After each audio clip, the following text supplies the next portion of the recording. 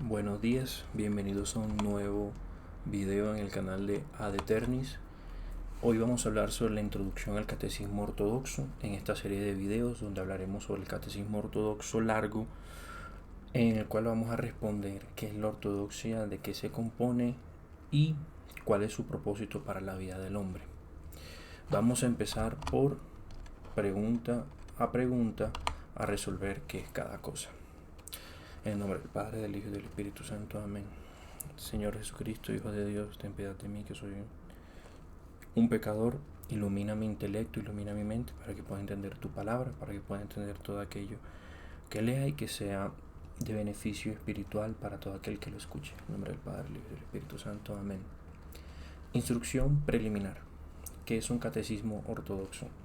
Un catecismo ortodoxo es una instrucción en la fe cristiana ortodoxa que debe enseñarse a todo cristiano para capacitarlo y pueda agradar a Dios y salvar a su alma. Segunda pregunta. ¿Qué significa la palabra catecismo? Es una palabra griega que significa instrucción o enseñanza oral y ha sido usada desde los tiempos de los apóstoles para denotar esa instrucción primaria en la fe ortodoxa que es necesaria para todo cristiano. Tercero, ¿qué es necesario para agradar a Dios y salvar el alma? En primer lugar, el conocimiento del Dios verdadero y una recta fe en Él. En segundo lugar, una vida conforme a la fe y las buenas obras. Cuarto, ¿por qué es necesaria la fe en primer lugar? Porque, como atestigua la palabra de Dios, sin fe es imposible agradar a Dios. Quinta pregunta, ¿por qué la vida según la fe y las buenas obras deben ser inseparables de esta fe? Porque, como atestigua la palabra de Dios, la fe sin obras está muerta. Sexta pregunta, ¿qué es la fe? Según la definición de San Pablo, la fe es la sustancia de lo que se espera, la evidencia de lo que no se ve. Es decir, una confianza en lo que no se ve como si se viera, en lo que se espera y se aguarda como si estuviera presente. Séptima pregunta, ¿cuál es la diferencia entre el conocimiento y la fe? El conocimiento tiene por objeto cosas visibles y comprensibles. La fe, cosas invisibles e incluso incomprensibles. El conocimiento se funda en la experiencia, en el examen de su objeto, pero la fe en la creencia del testimonio de la verdad. El conocimiento pertenece principalmente al intelecto, aunque también puede actuar sobre el corazón. La fe pertenece principalmente al corazón, aunque se imparte a través del intelecto. Octava pregunta, ¿por qué es necesaria la fe y no solo el conocimiento en la instrucción religiosa? Porque el objeto principal de esa instrucción es Dios invisible e incomprensible, y la sabiduría de Dios oculta en un misterio. Por consiguiente, muchas partes de este aprendizaje no pueden ser abarcadas por el conocimiento, sino que pueden ser recibidas por la fe. La fe, dice San Cirilo de Jerusalén, es el ojo que ilumina la conciencia de todo hombre. Ella da al hombre el conocimiento. Porque como dice el profeta, si no creéis, no entenderéis. Novena pregunta, ¿puedes ilustrar mejor la necesidad de la fe? San Cirilo lo ilustra así. No es solo entre nosotros que oímos el nombre de Cristo, donde la fe se hace tan grande, sino que todo lo que se hace en el mundo, incluso por hombres ajenos a la iglesia, se hace por la fe. La agricultura se fundamenta en la fe, pues nadie que no creyera que va a recoger los frutos de la tierra emprendería las labores del campo. Los navegantes se guían por la fe, cuando confían su suerte en una ligera tabla y prefieren la agitación de las aguas inestables al elemento más estable de la tierra. Se entregan expectativas inciertas y no conservan para sí más que la fe, en la que confían más que en cualquier ancla. Sobre la revelación divina. Décima pregunta. ¿De dónde se deriva la doctrina de la fe ortodoxa? De la revelación divina. Onceava pregunta. ¿Qué se entiende por revelación divina? Aquello que Dios mismo ha revelado a los hombres para que crean correcta y salvíficamente y le honran dignamente. Doceava pregunta. ¿Ha dado Dios tal revelación a todos los hombres? La ha dado para todos, como necesaria para todos por igual, y capaz de traer la salvación a todos.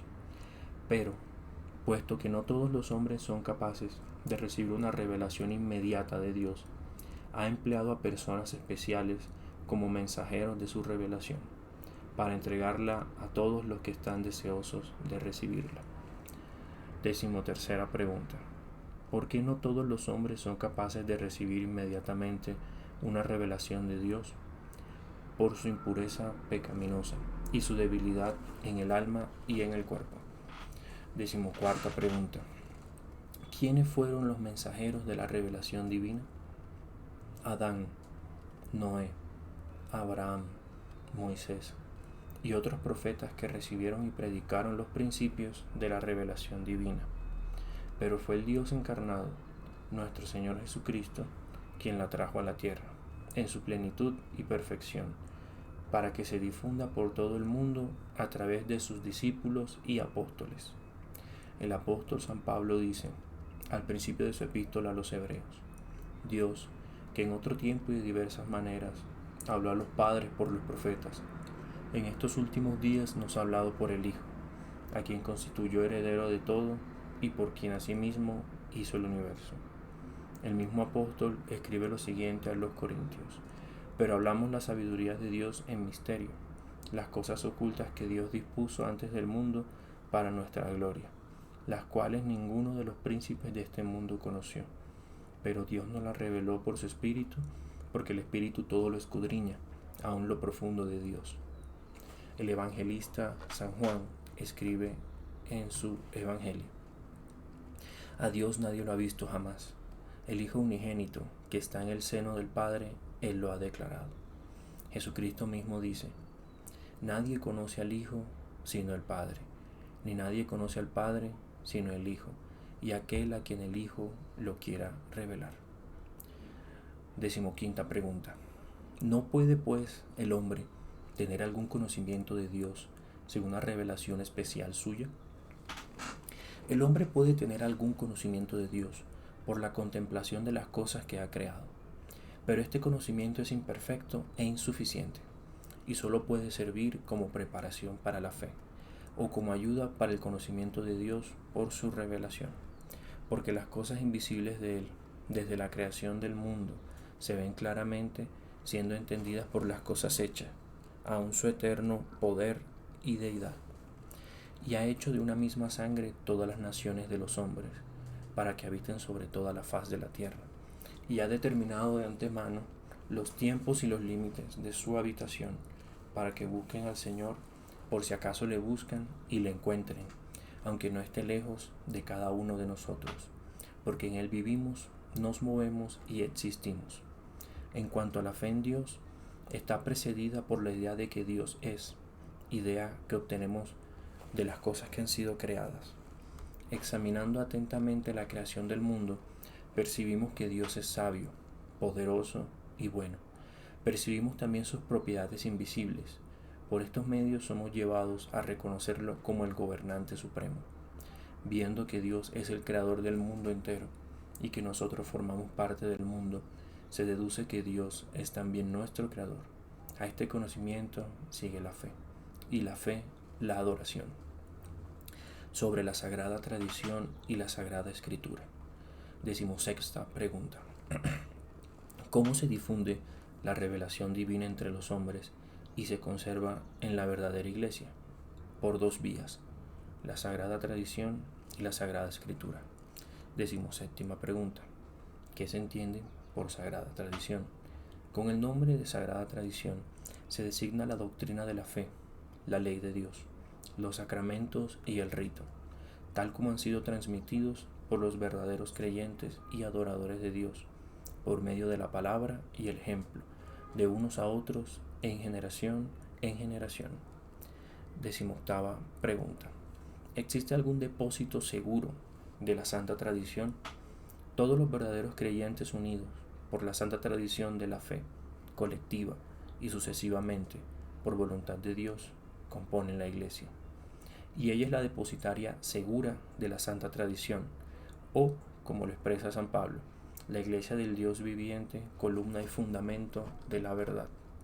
San Irineo escribe así: no debemos buscar entre otros la verdad, que podemos obtener pidiéndola a la Iglesia, porque en ella como un rico tesoro, los apóstoles han depositado en su plenitud todo lo que pertenece a la verdad, para que quien quiera que lo busque pueda recibir de ella el alimento de la vida.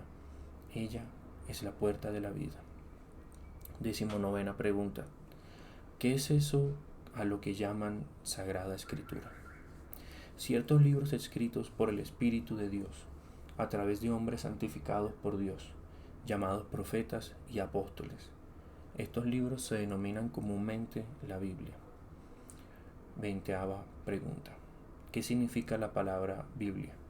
Es griega y significa los libros. El nombre significa que los libros sagrados merecen atención antes que todos los demás. 21. ¿Qué es más antiguo, la Sagrada Tradición o la Sagrada Escritura? El instrumento más antiguo y original para difundir la revelación divina es la Santa Tradición. Desde Adán hasta Moisés no hubo libros sagrados. Nuestro Señor Jesucristo mismo transmitió su divina doctrina y ordenanzas a sus discípulos con la palabra y el ejemplo, pero no por escrito. El mismo método siguieron también los apóstoles al principio, cuando difundieron la fe y establecieron la Iglesia de Cristo. La necesidad de la tradición es además evidente por esto, que los libros pueden estar disponibles solo para una pequeña parte de la humanidad, pero la tradición puede estarlo para todos. 22. ¿Por qué pues fue dada la Sagrada Escritura? Para que la revelación divina se conservase más exacta e inmutable. En la Sagrada Escritura leemos las palabras de los profetas y apóstoles precisamente como si viviéramos con ellos y los escucháramos, aunque los últimos de los libros sagrados fueron escritos 1000 y algunos cientos de años antes de nuestra era. 23. Debemos seguir la santa tradición aun cuando poseamos la Sagrada Escritura. Debemos seguir aquella tradición que concuerda con la revelación divina y con la Sagrada Escritura, tal como nos enseña la Sagrada Escritura. Escribe el apóstol Pablo. Por tanto, hermanos, estad firmes y retened las tradiciones que les han sido señaladas, sea por palabra o por carta nuestra. 24. ¿Por qué es necesaria la tradición incluso ahora? Como guía para la recta comprensión de la Sagrada Escritura, para la correcta administración de los sacramentos y para la conservación de los ritos y ceremonias sagrados en la pureza de su institución original. San Basilio el Grande dice de esto lo siguiente: de las doctrinas y mandamientos que guarda la Iglesia, algunos los tenemos por instrucción escrita, pero otros los hemos recibido de la tradición apostólica, por sucesión en privado. Tanto las primeras como las segundas tienen una misma fuerza para la piedad, y esto no lo contradirá nadie que tenga tan poco conocimiento en las ordenanzas de la Iglesia, porque si nos atreviéramos a rechazar las costumbres no escritas como si no tuvieran gran importancia, insensiblemente mutilaríamos el Evangelio, incluso en los puntos más esenciales, o mejor dicho, para la enseñanza de los apóstoles no dejaría más que un nombre vacío. Por ejemplo, mencionemos ante todo el primer y más común acto de los cristianos, que quienes confían en el nombre del Señor Jesucristo deben hacer la señal de la cruz. ¿Quién enseñó esto por escrito? Volverse hacia el oriente en la oración. ¿Qué escritura tenemos para esto? Las palabras de invocación en el cambio del pan eucarístico y del cáliz de bendición. ¿Quién de los santos nos la ha dejado por escrito? Pues no nos contentamos con las palabras del apóstol o el evangelio recogen, sino que, antes y después de ellas, pronunciamos también otras, que consideramos de gran fuerza para el sacramento, aunque las hayamos recibido de enseñanza no escrita. De acuerdo con qué escritura bendecimos el agua del bautismo, el óleo de la unción y la persona misma que es bautizada. ¿No es por una tradición silenciosa y secreta? ¿Qué más? La práctica misma de ungir con aceite. ¿Qué palabra escrita tenemos para ello? ¿De dónde procede la regla de la inmersión trina? Y el resto de las ceremonias del bautismo, la renuncia a Satanás y a sus ángeles, ¿de qué escritura se ha tomado? ¿No proceden todas ellas de esta enseñanza privada inédita, que nuestros padres mantuvieron bajo una reserva inaccesible a la curiosidad y a la disquisición profana, habiendo sido enseñados como primer principio a guardar silencio a la santidad de los sacramentos?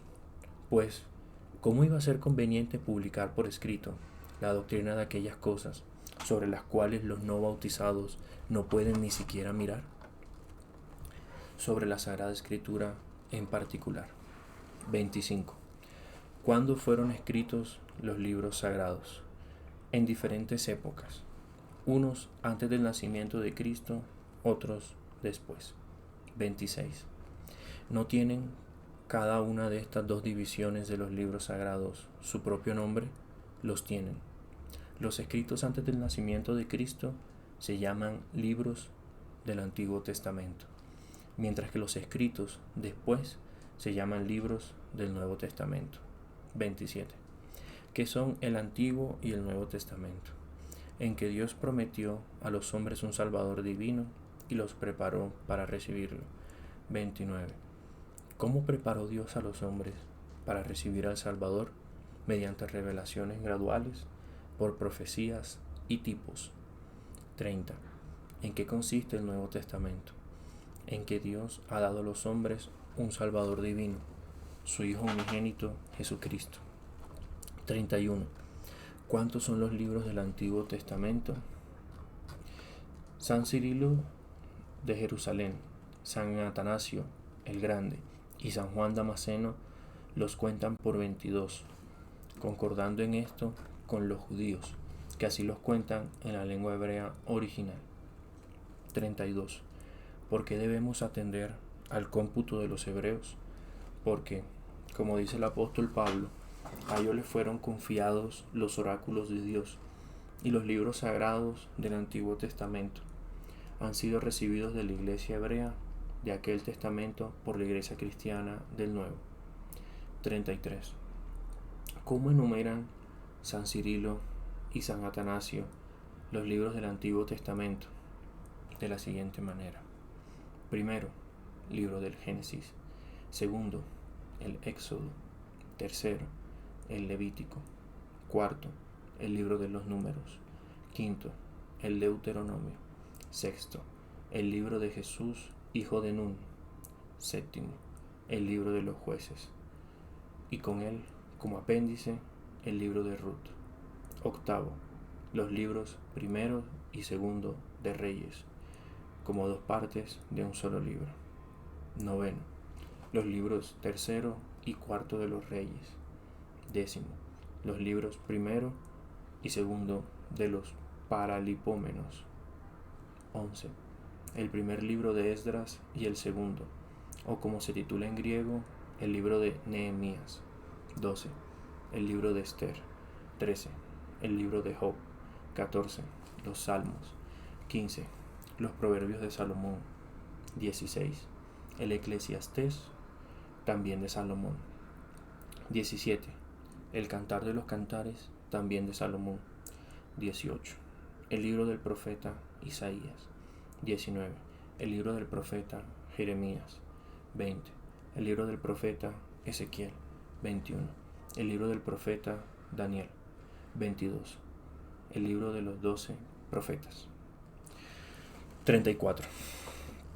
¿Por qué no se menciona en esta enumeración de los libros del Antiguo Testamento el libro de la sabiduría del hijo de Sirac, ni algunos otros? Porque no existen en hebreo. 35. ¿Cómo debemos considerar estos últimos libros? San Atanasio el Grande dice que han sido designados por los padres para ser leídos por los prosélitos que se preparan para ser admitidos en la iglesia. 36. ¿Existe alguna división de los libros del Antiguo Testamento mediante la cual se pueda dar cuenta más claramente de su contenido? Pueden dividirse en las 4 siguientes clases. Libros de la ley, que son la base del Antiguo Testamento. Libros históricos, que tienen la historia de la religión. Doctrinales, tienen la doctrina de la religión. Proféticos, que tienen profecías o predicciones de cosas futuras, y especialmente de nuestro Señor Jesucristo. 37. ¿Cuáles son los libros de la ley? los 5 libros escritos por Moisés: Génesis, Éxodo, Levítico, Números y Deuteronomio. Jesucristo mismo da a estos libros el nombre general de la ley de Moisés. 38. ¿Qué contiene en particular el libro del Génesis? El relato de la creación del mundo y del hombre, luego de la historia y ordenanzas de la religión en las primeras edades de la humanidad. 39. ¿Qué contienen los otros 4 libros de Moisés? La historia de la religión en tiempos del profeta Moisés y la ley dada por medio de él de parte de Dios. 40. ¿Cuáles son los libros históricos del Antiguo Testamento? Los libros de Jesús, hijo de Nun, Jueces, Ruth, Reyes, Paralipómenos, el libro de Esdras y los libros de Nehemías y Esther. 41. ¿Cuáles son los doctrinales? El libro de Job, los Salmos y los libros de Salomón. 42. ¿Qué debemos destacar en particular del libro de los Salmos? Este libro, junto con la doctrina de la religión, contiene alusiones a su historia y muchas profecías de nuestro Salvador Jesucristo. Es un perfecto manual de oración y alabanza. Por eso se usa continuamente en el servicio divino de la Iglesia. 43. ¿Qué libros son proféticos? Los de los profetas Isaías, Jeremías, Ezequiel, Daniel y los otros 12. 44. ¿Cuántos son los libros del Nuevo Testamento? 27. 45. ¿Hay entre estos alguno que responda a los libros de la ley o que constituya la base del Nuevo Testamento? Sí. El Evangelio, que consta de los 4 libros de los evangelistas San Mateo, San Marcos, San Lucas y San Juan. 46. ¿Qué significa la palabra evangelio? Es lo mismo que la obra griega evangelio y significa buenas o alegres nuevas. 47. ¿De qué tenemos buenas nuevas en los libros llamados evangelios? De la divinidad de nuestro Señor Jesucristo, de su advenimiento y vida en la tierra, de sus milagros y doctrina salvadora, y, finalmente, de su muerte en la cruz, de su gloriosa resurrección y ascensión a los cielos. 48. ¿Por qué se llaman evangelios estos libros? Porque el hombre no puede tener noticias mejores ni más alegres que estas, de un Salvador divino y de la salvación eterna. Por la misma causa, siempre que se lee el Evangelio en la iglesia, se precede y acompaña con la exclamación gozosa: Gloria a ti, Señor, gloria a ti. 49. ¿Algunos de los libros del Nuevo Testamento es histórico? Sí. El libro de los Hechos de los Santos Apóstoles. 50. ¿De qué da cuenta? Del descenso del Espíritu Santo sobre los apóstoles y la extensión por medio de ellos de la Iglesia de Cristo. 51. ¿Qué es un apóstol? La palabra significa mensajero. Es el nombre que se da a aquellos discípulos de nuestro Señor Jesucristo a quienes envió a predicar el Evangelio. 52. ¿Qué libros del Nuevo Testamento son doctrinales? Las 7 epístolas generales, una del apóstol Santiago, 2 de San Pedro, 3 de San Juan y una de San Judas, y 14 epístolas del apóstol Pablo, una a los romanos, 2 a los corintios, una a los gálatas, una a los efesios, una a los filipenses, una a los colosenses, 2 a los tesalonicenses, 2 a Timoteo, una a Tito, una a Filemón y una a los hebreos. 53. ¿Hay también entre los libros del Nuevo Testamento alguno profético? Tal cual es el libro del Apocalipsis. 54. ¿Qué significa esta palabra Apocalipsis? es griega y significa revelación. 55. ¿Cuál es el contenido de este libro? Una representación mística de los destinos futuros de la Iglesia cristiana y del mundo entero. 56. ¿Qué reglas debemos observar al leer la Sagrada Escritura? En primer lugar, debemos leerla devotamente, como palabra de Dios, y con oración para entenderla bien. En segundo lugar, debemos leerla con un puro deseo de instrucción en la fe y de incitación a las buenas obras.